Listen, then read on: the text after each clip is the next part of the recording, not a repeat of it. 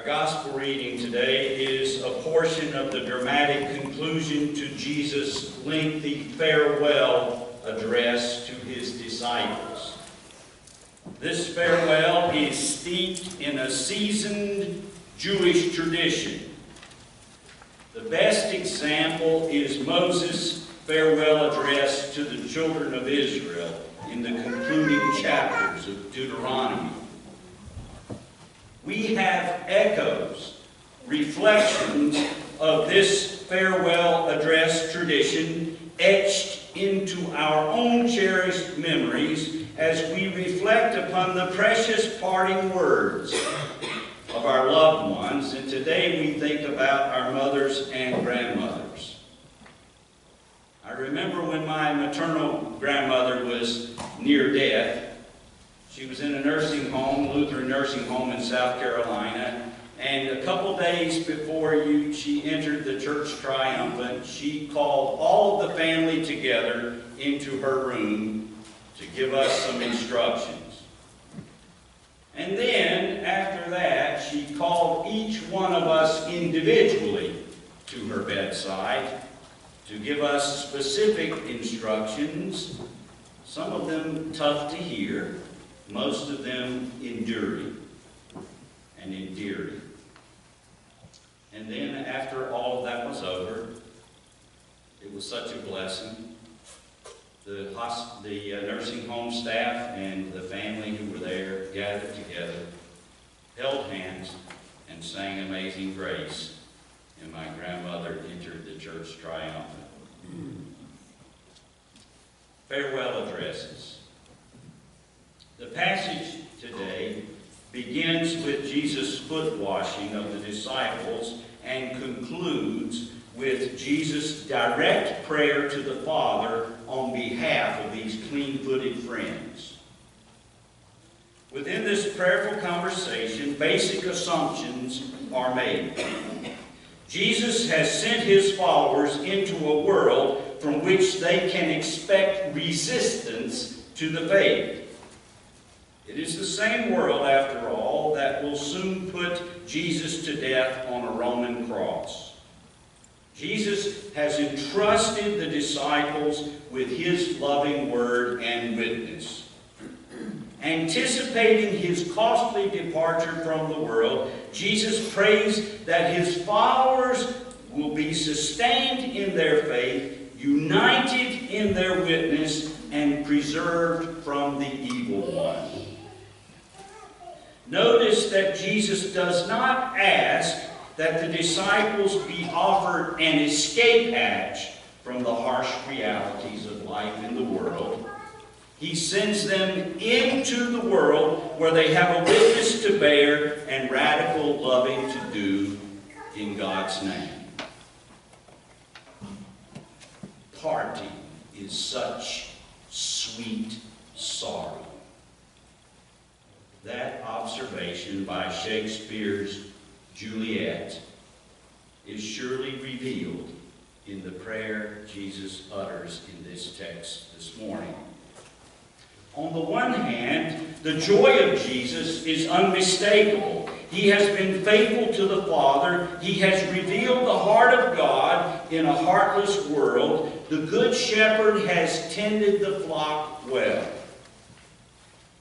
Now that his time for separation from the flock has come, Jesus looks forward to coming home into the Father's bosom. It is cause for delight. Even though the light is darkest at the end of the tunnel of sacrifice, the purpose of Christ's work becomes clear.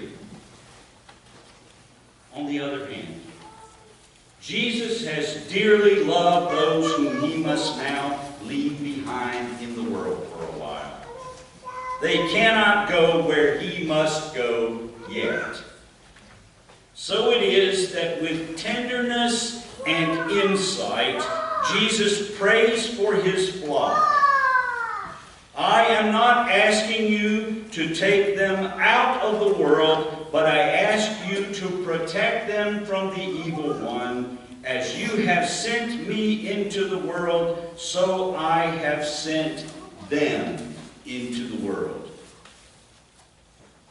Much of the grief Christ anticipates for his cherished friends is the dangers they will face later, all that he already and will face ahead of them. He doesn't pray for their removal or withdrawal from the world God dearly loves, but the world can be a dangerous place for us to be in, and Jesus prays fervently for our protection and our joy.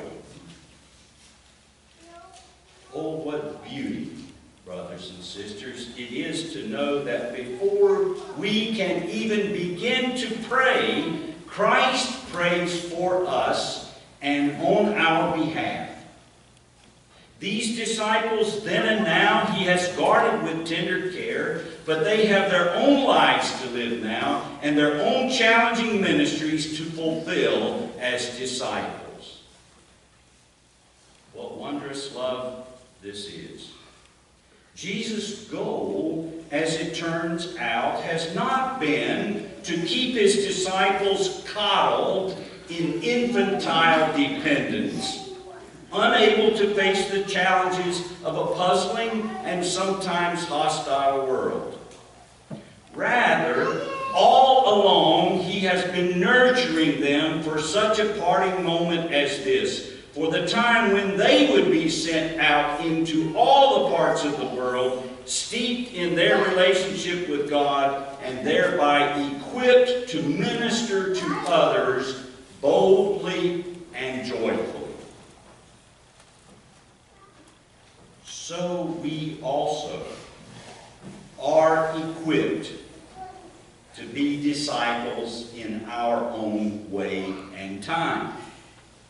So Jesus continues eternally to lift us all up in prayer. Write this promise down, brothers and sisters. Record it in your hearts. Jesus prays for us, not that we might spiritualize ourselves out of this world and out of our daily responsibilities in it. No. Jesus' prayer enables, propels, and equips us to immerse ourselves in the midst of the daily concerns of life in this world.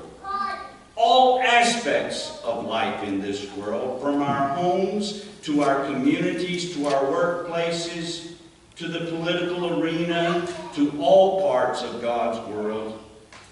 And Jesus empowers us to do this boldly, joyfully, and freely.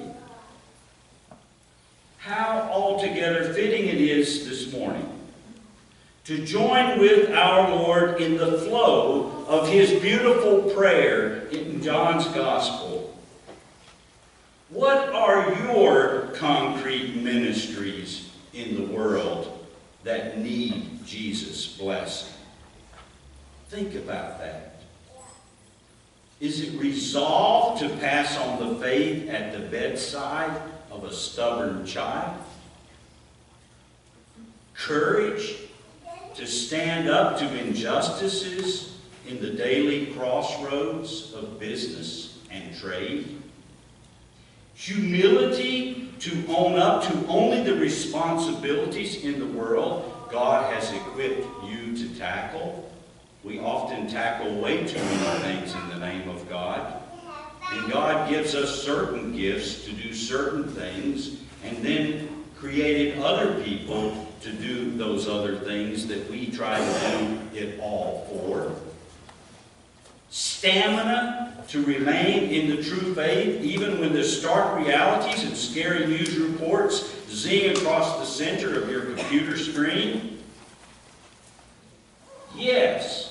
All our ministries in daily life need Christ's pastoral blessing, and he gives it to us. Blessing of protection, yes. Blessing of joy, indeed. Blessing of living the truth of God's grace in a world filled with wars and rumors of wars, absolutely. No matter where we go in the world, we are already saturated in the prayer and promise of Christ, whose hand is leading us and whose love is always supporting us.